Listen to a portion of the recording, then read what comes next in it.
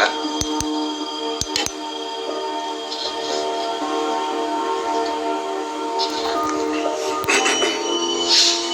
Bueno, espero que se encuentren bien. Hola. ¿Me puedes decir si es que se escucha bien así con un dedito para arriba? Sería genial antes de comenzar. Bien, muchas gracias. Me voy a quitar una de estas cosas. Vamos a comenzar. Hola, ¿cómo están? Gracias por conectarse. Hoy día vamos a tener una lectura súper, espero que muy cortita, muy breve, sobre el libro del Apocalipsis y esta cuestión tan subversiva, tan conflictiva que es a veces su lectura. Pero es una cuestión que tenemos que estudiar. La gente tristemente le tiene miedo al libro del Apocalipsis, le tiene miedo a este libro porque se asusta, porque piensa que está relacionado solamente con cuestiones del fin de los tiempos y a veces nada que ver, ¿no? Es algo que tenemos que superar, es algo que tenemos que afrontar con responsabilidad, que tenemos que afrontar con cariño, porque la Biblia, y nosotros queremos mucho la Biblia, así que eso, si me conceden los siguientes 15 minutos de su tiempo, les aseguro que vamos a aprender cosas fascinantes. Así que vamos a comenzar directamente al libro del Apocalipsis. Yo tengo una versión, una traducción antigua, que es la Biblia de Jerusalén, es católica, así que no se asusten para aquellos que son anticatólicos, si es que los hay. Pero creo que es una de las mejores versiones que existe. Mira, algunos antecedentes, te voy a ir explicando algunas cosas sobre esta cuestión del Apocalipsis que te van a ayudar a entenderlo un poquitito mejor. Este libro del Apocalipsis es muy bonito porque, como bien decía un amigo el otro día, comienza en el capítulo 1, versículo 3, comienza una cuestión bastante interesante del Apocalipsis. Mira, avísenme si es que estoy hablando demasiado rápido, porque de repente hablo muy rápido y la gente no me entiende y se me pierden las palabras y la gente se confunde y no entiende nada de lo que digo. Así que vamos a comenzar solamente. Bueno, dice, me encantaría quedarme así, pero esto va a quedar, creo que subido un día, así que después lo pueden ver. Mira, el capítulo 9 del Apocalipsis dice: feliz el que lea y feliz los que escuchan las palabras de esta profecía y tengan en cuenta lo que está escrito en ella. Oye, el primer detalle que tienes que tener clarísimo, el primer detalle, se escucha muy bajito, me dicen. Ya, vamos a ver si es que se escucha mejor. El primer detalle que tenemos que tener siempre muy claro cuando vamos a hablar del Apocalipsis es que el libro del Apocalipsis comienza inmediatamente. El libro del Apocalipsis comienza inmediatamente con una cuestión positiva. Por ejemplo, la palabra bienaventuranza. La palabra bienaventuranza en griego es, escúchame bien, la palabra Makarios. Anótela si que lo va a anotar. La palabra Makarios era una palabra que utilizaban los griegos para describir ese mundo de la absoluta felicidad, de la felicidad más grande, de la felicidad más bonita que podía experimentar una persona. Viene Jesús y se roba esa palabra de los griegos y la comienza a utilizar, la usa en las bienaventuranzas. Macario, hopto, hoito, neumati, bienaventurados los pobres en espíritu, porque de ellos es el reino de los cielos. ¿Se acuerdan? La palabra bienaventurado comienza con esa palabra Macario. El libro del Apocalipsis comienza exactamente con la misma palabra, Macarios. Feliz los que leen este libro. Así que les voy a decir una cuestión así, pero de entrada ya. Si tú tienes miedo, si tú tienes temor al leer el libro del Apocalipsis, es o porque llanamente te lo han enseñado mal, o porque lo has leído mal, lo has leído desde el terror. Y el Apocalipsis no es eso. Ahí la Fran dice, muchos cristianos usan el Apocalipsis para manipular a las personas. Sí, como el miedo. Lo que pasa es que el miedo y la culpa, son fuerzas muy manipuladoras. La gente utiliza el miedo y la culpa para manipular cuando son cuestiones que nosotros vamos aprendiendo con el tiempo, ¿verdad? Pero sigamos avanzando. Y aquí se pone bueno. Mira, voy a tratar de que esto se escuche bien.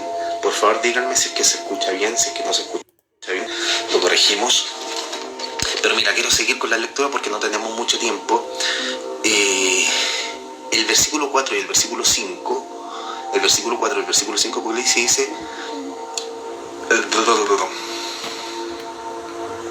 El El versículo 4 dice: Juan a las 7 iglesias de Asia, gracia y paz a vosotros de parte de aquel, y presta atención que esta cuestión es genial, dice, de parte de aquel que es, el que era y el que ha de venir, de parte de los 7 espíritus que están ante su trono, y de parte de Jesucristo, el testigo fiel, el primogénito de entre los muertos, el príncipe de los reyes de la tierra, al que nos ama y nos ha purificado con su sangre de nuestros pecados. Oye, mira, esa cuestión es bacán.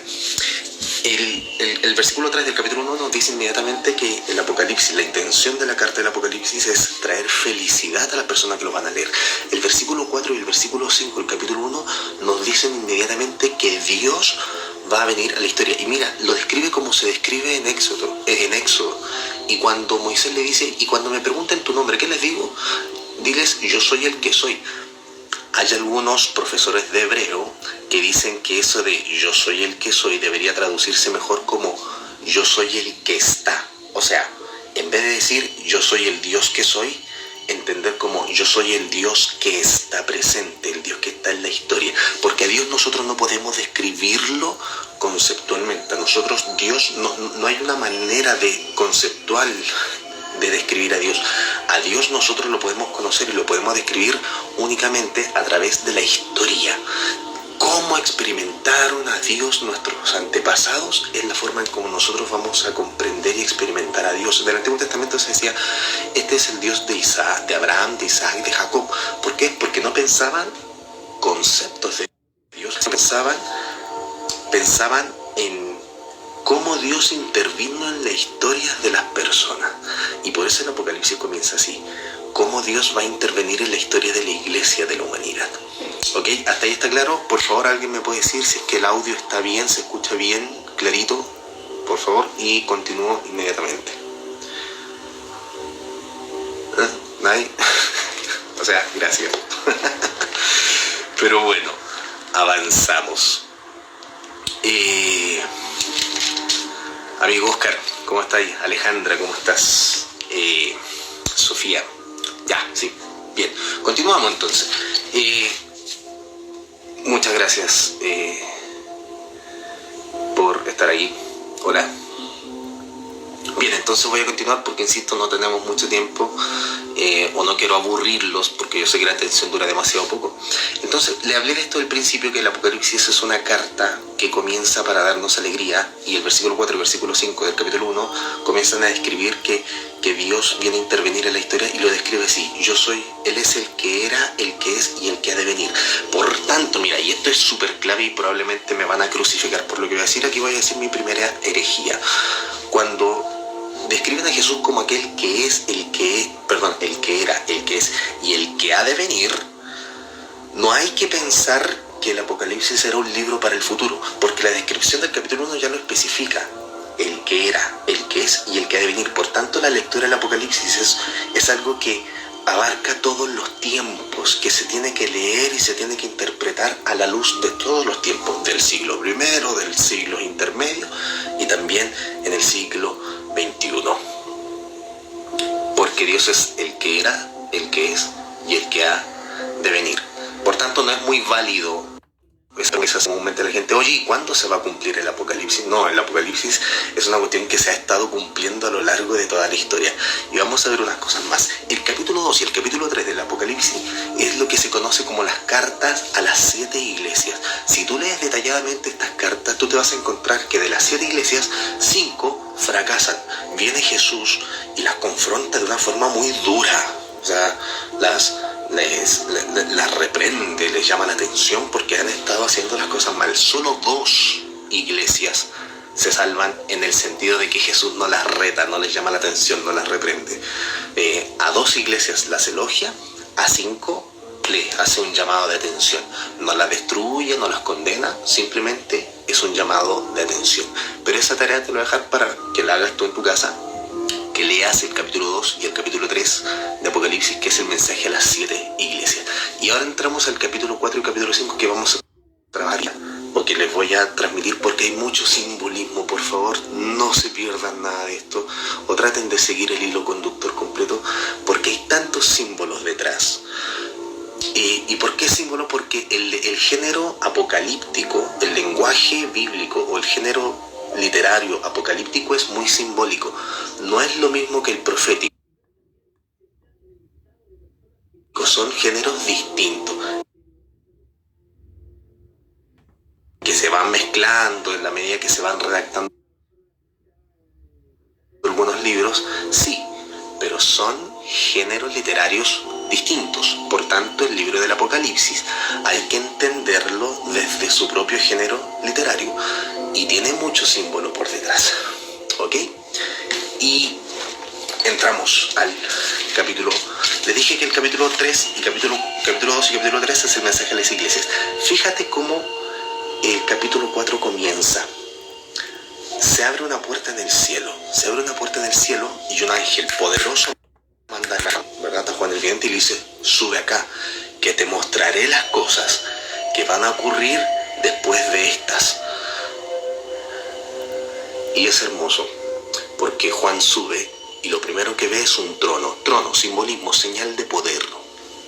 Poder. Y como a Dios no se le puede describir conceptualmente, Juan utiliza simbolismos de hermosura. Juan utiliza simbolismos de hermosura para describir al que está sentado en el trono. Oye, sus ojos son radiantes como esto, es como el jaspe, es como la cornalina, es como el diamante. O sea, fíjate lo limitado que es Juan para describir la grandeza, la belleza, la hermosura de aquel que está sentado en el trono. No te olvides lo que te dije del capítulo 1. El que era, el que es y el que ha de venir. Es el que interviene a lo largo de toda la historia. Por tanto, está describiendo al que está interviniendo en toda la historia. Como el libro del Apocalipsis fue escrito en la época del Imperio Romano, específicamente con el emperador Domiciano, emperador cruel, despiadado, y que persiguió mucho a los cristianos. En ese contexto de toda la opresión del Imperio Romano fue escrito el libro del Apocalipsis. Entonces, ¿qué pasa? El Imperio Romano tenía el poder sobre todos los pueblos, pero viene Juan y dice: no, hay uno que es mucho más grande que tiene el poder, y ese es el que está sentado en el trono y al Cordero. Hay una palabra que los cristianos utilizamos mucho, que es la palabra todopoderoso. Esa palabra todopoderoso nosotros por lo general la traducimos desde el griego, que es pantokratos. Panto, todo, y kratos, poder, pantokratos. Pero la traducción todopoderoso es bastante limitada, es como muy minúscula a lo que en realidad quiere decir la palabra pantokratos, que es ese poder de intervenir, de resolver, de sanar, de restaurar, de arreglar las cosas. Lo que está diciendo Juan es que el poder más grande no lo tiene Roma, el más grande lo tiene Dios. El poder más grande no lo tiene el COVID-19, el poder más grande lo tiene Dios. Pero bueno, y después sigue la descripción y aquí se pone súper interesante, porque está el trono, está el que está sentado en el trono, hay un arco iris y hay 24 tronos alrededor. Y aquí hay un simbolismo muy poderoso. ¿Tú te acuerdas en Mateo capítulo 19 cuando Jesús dice: y ustedes que me han seguido estarán sentados en 12 tronos para juzgar las 12 tribus de Israel? Y aquí está el simbolismo. Acuérdate, es simbolismo. 24 tronos. Y en los 24 tronos hay 24 ancianos rodeando el trono del centro.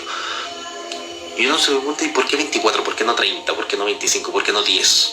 ¿Por qué 24? 24 es un número simbólico muy importante. ¿Por qué? Porque es 12 más 12. Qué estúpido, 12 más 12. No, tiene importancia. 12 más 12. ¿Cuántas tribus de Israel eran? 12. ¿Cuántos apóstoles eran? 12. Las tribus de Israel, representación de la totalidad del pueblo de Israel, los hebreos, los judíos, y los 12 apóstoles, representación de la totalidad de la iglesia. 12 más 12, 24. En el centro está Dios en el gran trono y alrededor están los 24 ancianos, simbolismo, imagen ¿de qué? De todo el pueblo de Dios que está alrededor de Dios, que depende de Dios, que está a los pies de Dios. Uno se pregunta, oye, pero ¿de dónde sacas esa idea? Porque la Biblia juega mucho con este tema de los números, hay mucho simbolismo en los números. Te voy a poner dos ejemplos, y que no tienen nada que ver con el capítulo 4 y el capítulo 5, pero que sí tienen que ver con el libro del Apocalipsis. Por ejemplo, ¿has escuchado esto de los 144.000? 144.000. Y fíjate que hay iglesias o hay religiones que de repente dicen, no, es que solamente los salvados van a ser 144.000. Oye, si fuesen solamente 144.000 los salvados, no alcanza a ser 1 por millón de personas que han pasado la historia de la humanidad. Entonces ahí hay otro simbolismo. ¿Cuál es el simbolismo de 144.000? 144.000 es 12 por 12 por 1000. 12 por 12, ¿cuánto es? 144. Por 1000, 144.000. 12, la tribu de Israel. 12, los apóstoles, la totalidad de la iglesia. 1000, que significa millones, millonadas, incontables. Por tanto, el número de los 144.000 es un simbolismo para decir que la cantidad del pueblo de Dios es como la arena del mar que no se puede contar. ¿Ok? Por favor, no te quedes con la literalidad de que hay detrás de esto. O sea, al inicio de esto, sino quédate con el simbolismo. 12 por 12 por 1000. El 1000 también siempre va a representar muchedumbre, muchas cosas, incontables. Ese es el primer ejemplo. Y el segundo ejemplo, ese es el típico famoso 666, que la gente se asusta, se espanta con, ay, el número de la bestia, el 666. Oye, no tienes por qué asustarte, porque los primeros cristianos, cuando leyeron ese libro, ese número, esa marca de la bestia, el 666, se alegraron. ¿Sabes por qué se alegraron? Porque ¿cuál es el número que representa la perfección y la plenitud de Dios? Típico, el 7, ¿verdad? El 7, si habían escuchado eso. ¿Alguien me puede decir que ha escuchado esto de que el 7 representa la plenitud de Dios o la perfección de Dios? ¿Alguien lo ha escuchado? ¿Sí? Que alguien me diga si estaría súper bien. Solo uno. Nadie. Pero bueno, ya. Muchas gracias, Cami, gracias. Anita, Felipe, ¿cómo estás? Oscar, mi buen amigo, estoy llorando por ti, Oscar. Voy a seguir. Ya. El 7, sí, el 7 representa la perfección de la plenitud de Dios. ¿Sabes por qué el número 7? Te lo explico así. 3 más 4. ¿Cuánto es? 3 más 4. 7. Dice, ¿pero por qué 3 más 4? Ajá. Tú cuando lees el Antiguo Testamento, para entender el libro del Apocalipsis hay que conocer muy bien algunos libros del Antiguo Testamento. Ezequiel, Isaías, Jeremías, el libro del Éxodo, Daniel, ¿verdad? Estos libros hay que conocerlos bien para entender el libro del Apocalipsis, el Éxodo sobre todo, y Ezequiel también. Pero en el profeta Ezequiel, por ejemplo, cuando se describe la totalidad de la creación de Dios, se describe como los 4 rincones de la tierra. De hecho, después de los 24 ancianos se mencionan los 4 seres vivientes, que estos 4 seres vivientes representan a la totalidad de la creación. Rostro de águila, becerro, rostro de león, de león, y rostro del ser humano. Es un simbolismo que representa la totalidad de la creación. Dios, el trono, está en el centro de su pueblo, pero también es el que sostiene toda la creación, porque los 4 seres vivientes, simbolismo de toda esta creación. Entonces, ¿qué pasa? El 4 representa plenitud de la creación. El 4 representa plenitud de la creación. ¿De dónde sale el 3? ¿Te acuerdas de Isaías? Cuando el profeta Isaías entra en el templo y tiene esta visión del grandota y dice, y los querubines cantaban santo, santo, santo, no es porque estos ángeles eran mudos, es porque el 3 representa la totalidad, lo absoluto, perdón, el 3 representa lo absoluto, el 4 representa la totalidad de la creación. 3 absoluto, 4 totalidad de la creación. 3 más 4, 7. De ahí nace que esto de que el 7 y todas esas cosas. Entonces, si el 7 representa lo perfecto, ¿qué representa el 6? Les hago la pregunta para que participen un poquitito. Si el 7 representa la perfección de Dios, si el número 7 representa esta perfección de la creación, la perfección de Dios, ¿qué representa el número 6? ¿Qué se les ocurre? A ver.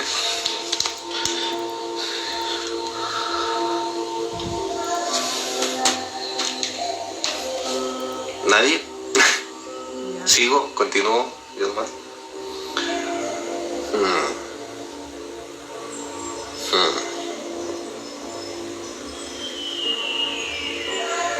Ya, como nadie comentó, voy a continuar yo.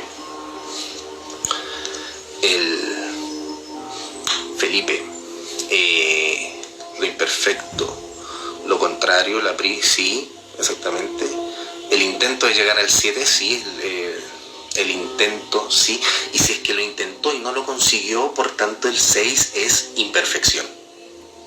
¿Notas la diferencia? Si el 7 es perfecto, por lo que le expliqué recién, el 7 es la perfección, ¿qué significa el 6? El 6 es fracaso. Quiso hacerlo pero no lo consiguió. El 6 representa fracaso. Y si el 6 es fracaso, yo les había dicho que el 3 es absoluto, el 4 totalidad de la creación, 3 más 4, 7, el 7 es la perfección, y si el 7 es la perfección, el 6 es fracaso. No logra el 7. Y el 3 significa absoluto. Por tanto, ¿qué significa el 6, 6, 6? El 666. Por eso los cristianos del primer siglo se alegraban tanto cuando decían que la marca de la bestia era el 666. Es porque este tipo, esta bestia, lo que simbolizaba, esta bestia estaba destinada a fracasar. Fíjate lo lindo. Sí, súper fracasado. Es un absoluto fracaso. Entonces esto del 666 era algo que le daba esperanza a los cristianos. ¿Por qué? Porque dice, aquel que ahora nos está haciendo daño, aquel que ahora nos está oprimiendo, aquel que ahora que nos está maltratando, aquel que ahora nos está persiguiendo, que nos está matando, ese que lleva el 666 está destinado a fracasar. Oye, es precioso, es hermoso. Dice, él no va a ganar, él no va a triunfar, él está destinado simplemente a fracasar. Por eso los cristianos se alegraban cuando leen este libro tan bonito del Apocalipsis, y no como nosotros, pajarones, cabezones, tontos, descontextualizados muchas veces, que nos asustamos ante a esa marca. Bueno, esos son ejemplos sobre cómo se juega un poco con el simbolismo de los números. No hay que volverse loco con esto, hay buscar números por todos lados. No, si son cuestiones sencillas nada más.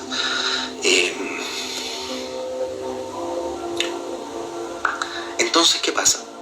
Por eso yo le explicaba que el simbolismo de los 24 ancianos, 12 más 2, 12 más 12, 24 ancianos. Y los 4 seres vivientes, la totalidad de la creación. La totalidad de la creación es que, y fíjate, y todo esto está alrededor del trono. Trono, acuérdate, poder. Y el capítulo 4 dice, si se lo voy a leer, por favor, dice, cada uno de los 4 vivientes tenía 6 alas y llenas de ojos por delante y por detrás, y repetían sin descanso día y noche, santo, santo, santo, Señor Dios Todopoderoso, Pantocrator, ¿se acuerdan? Aquel que era, el que es y el que ha de venir. Lo que leímos en Apocalipsis 1. Dice, y cada vez que los vivientes dan gloria, honor y acción de gracias al que está sentado en el trono y vive por los siglos de los siglos. Fíjate aquí, versículo 10. Los 24 ancianos se postraron ante el que está sentado en el trono y adoraron al que vive por los siglos de los siglos. Y arrojaron sus coronas delante del trono diciendo, eres digno, Señor y Dios nuestro, de recibir la gloria, el honor y el poder. Oye, mira, aquí hay una cuestión fantástica, fenomenal. Y la cuestión increíble es que estos 24 ancianos que Dios le había dado a ellos la capacidad, el pueblo de Dios en su totalidad les había dado la capacidad de gobernar también, porque tenían coronas. ¿Y qué dicen estos 24 ancianos, representantes del pueblo de Dios? Dicen, no, Señor, no tenemos la capacidad de sanar o de gobernar esta historia, y por eso se quitaban sus coronas y la arrojaban delante de él y decían, porque solo tú eres digno. ¿Qué significa esto de ser digno? Esto de ser digno es que la gloria de Dios no dependía de la alabanza o la adoración o el triunfo que nosotros le pudiésemos dar. La gloria de Dios no depende de nada. Él simplemente es digno. Le demos o no le demos la gloria. Por eso yo decía, porque solo tú eres digno. No tienes que hacer nada para que te adoremos. Oye, qué increíble. A veces esperamos que Dios haga cosas para nosotros adorarlo. Pero el pueblo de Dios, simbolizado en estos 24 ancianos, decía, no, Dios no necesita hacer nada para que nosotros lo adoremos. Brutal, ¿no? Pero ahí no termina. El capítulo 4 y el capítulo 5 es una descripción del culto celestial, del culto en el cielo. Pero no, por favor, no te imagines un culto literalmente como, ay, va a ser un culto. No, es simbolismo por detrás. Rescatemos ese mensaje que hay detrás. Y ahí no termina el culto, porque ¿qué pasa? Los 24 ancianos y los 4 seres vivientes se arrodillan ante al que está sentado en el trono, porque solo es digno. Pero el capítulo 5 es para volarse la cabeza, es para volverse loco. El capítulo 5 dice, vi también, así comienza, les voy a leer solamente la parte inicial, dice, vi también que el que estaba sentado en el trono sujetaba con su mano derecha un libro escrito por delante y por detrás y sellado con 7 sellos, y vi un ángel poderoso que proclamaba con voz potente, ¿quién es digno de abrir el libro y arrancar sus sellos? Pero nadie era capaz, ni en el cielo, ni en la tierra, ni debajo de la tierra, de abrir el libro ni de leerlo. Y yo no paraba de llorar, dice Juan. El que está sentado en el trono tiene un libro, escrito por delante y por detrás. ¿Qué significa? ¿Qué representa este libro? El libro antiguamente no eran como libros como estos, así, libros así.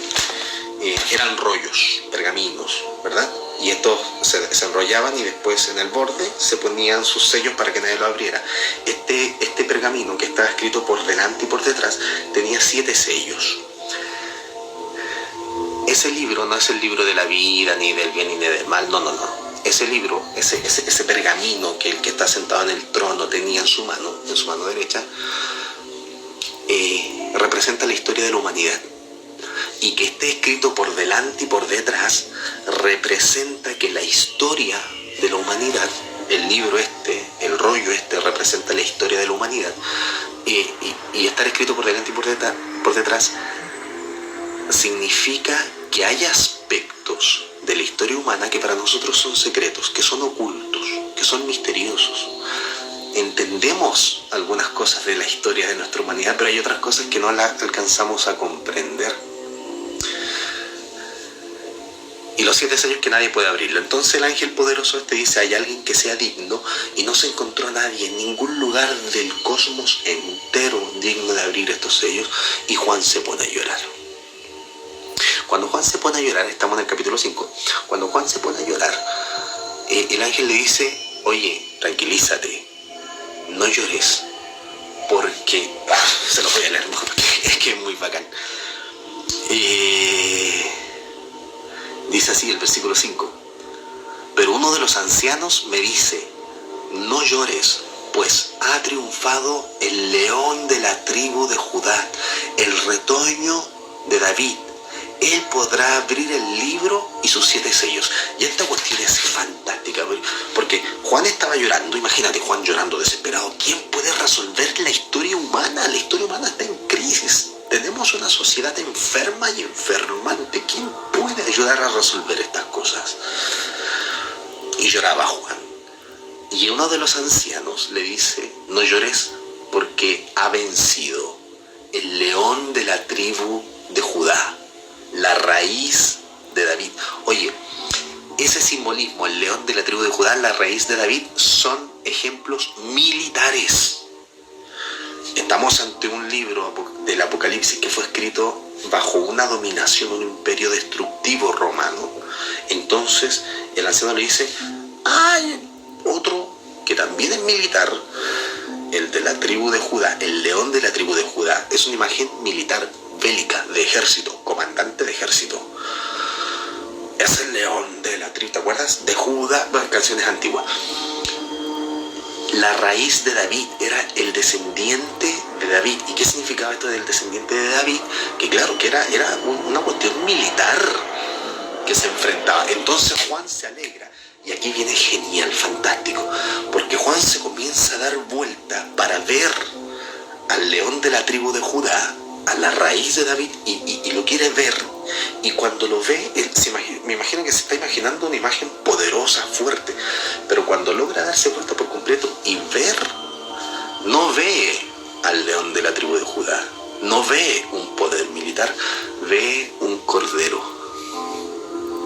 Mírate, fíjate la contradicción. El anciano le describe a un ser poderoso como el león de la tribu de Judá, pero lo que ve Juan es un cordero.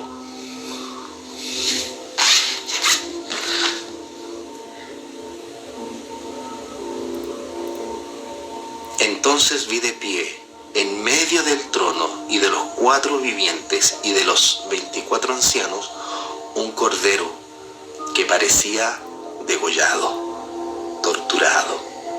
Tenía 7 cuernos, simbolismo, y 7 ojos, que son los 7 espíritus de Dios, enviados a toda la tierra. Cáchate la imagen. Juan piensa que el que va a vencer al imperio, el que es digno de recibir el trono, se da la vuelta y es el león de la tribu de David. Y se imagina una imagen poderosa y guerrera, pero cuando se da vuelta mira un cordero que había sido degollado. El triunfo de Dios, el triunfo de Dios, no es por las armas, no es por la fuerza, no es por la guerra, no es por el odio. El triunfo de Dios no es por el enojo, ni siquiera por la venganza. Hay muchos todavía que creen que Dios se va a vengar en algún momento, pero no es así. Y es bonito y yo me emociono un poco porque sí, a mí también me explotó el mate cuando estudié eso, joder. Pero no termina ahí, sigue poniéndose más bonito todavía, porque el que está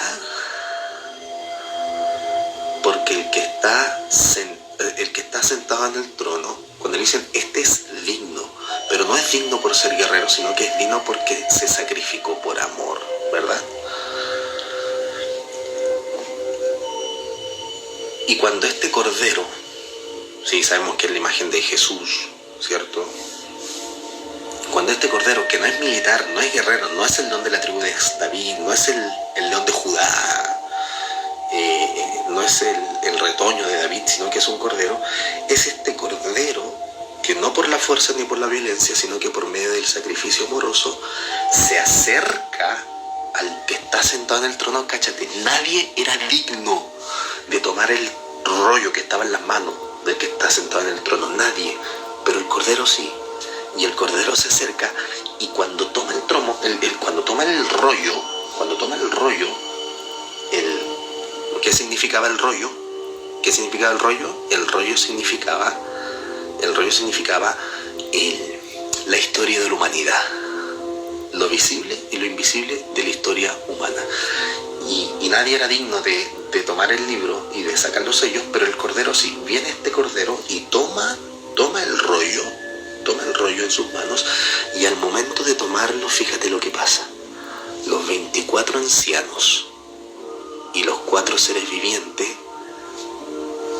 se arrodillan. Ya no solamente se arrodillan ante el que está sentado en el trono. Voy a leerlo.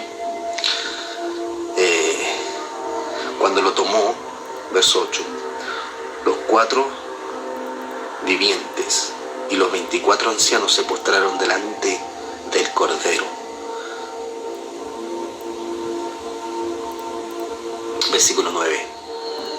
Y cantaron un cántico nuevo diciendo: eres digno de tomar el libro y de abrir sus sellos. Mira, es hermoso, porque fuiste degollado y torturado y compraste para Dios con tu sangre hombres y mujeres de toda raza, lengua, pueblo y nación, y has hecho de ellos para nuestro Dios un reino de sacerdotes. Oye, es brutal, es fantástico. Dice, la visión seguía, voy a terminar de leerlo, no queda mucho, dice, la visión seguía, yo oí la voz de una multitud de ángeles alrededor del trono, de los vivientes y de los ancianos. Eran millares y millares y millares, y decían con voz potente,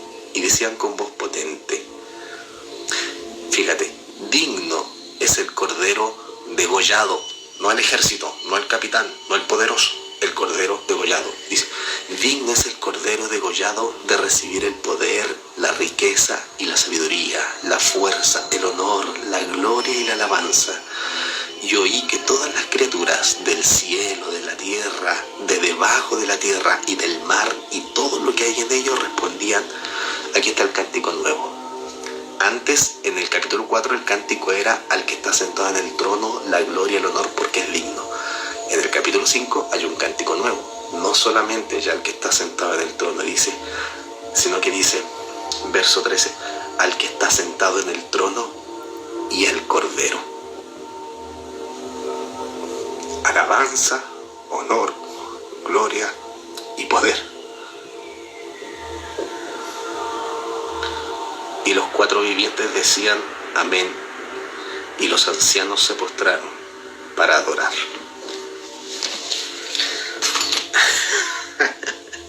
Sí, de verdad que es hermoso.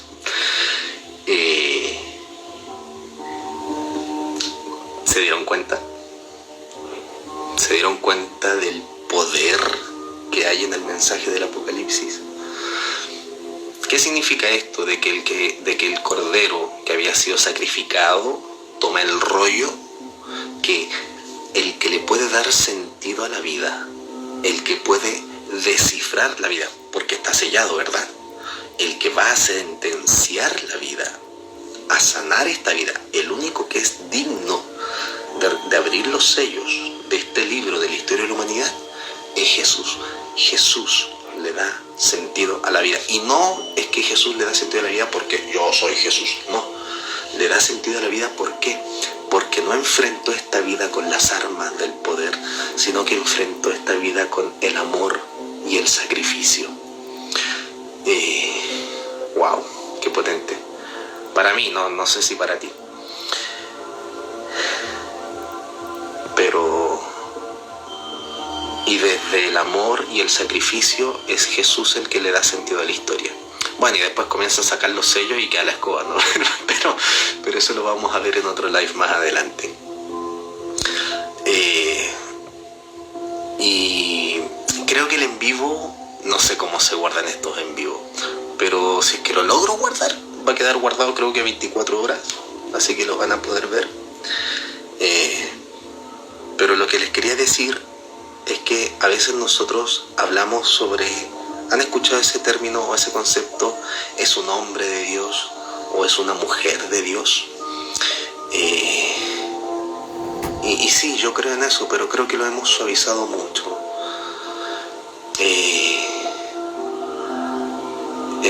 Un hombre de Dios o una mujer de Dios es alguien que ama radicalmente y absolutamente. Es alguien que ama desmedidamente.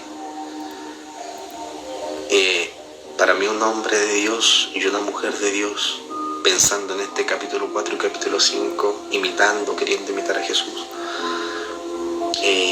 es aquella persona que pasa por esta vida ayudando a otras personas a darle un mejor sentido a sus propias vidas, a sanar sus historias. No se trata de aquel que predica bonito o el que habla bien. A mí me da lo mismo si son famosos o millonarios o tienen más elocuencia o mucho conocimiento o no tienen nada de conocimiento o nunca han estudiado teología. Un hombre y una mujer de Dios es aquella persona que ama desmedidamente, como Dios, incondicionalmente.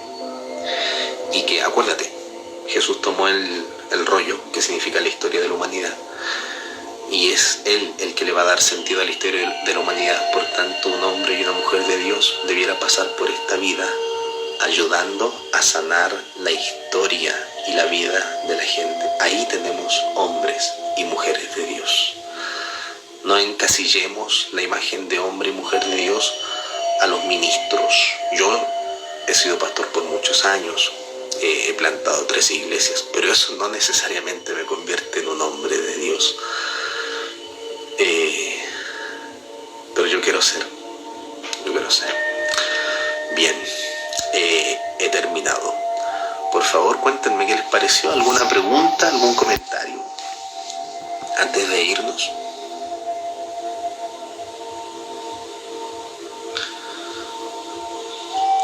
¿Nadie? Creo que está medio lento mi internet, no sé por qué. Digo algo y me llegan como 2 minutos después.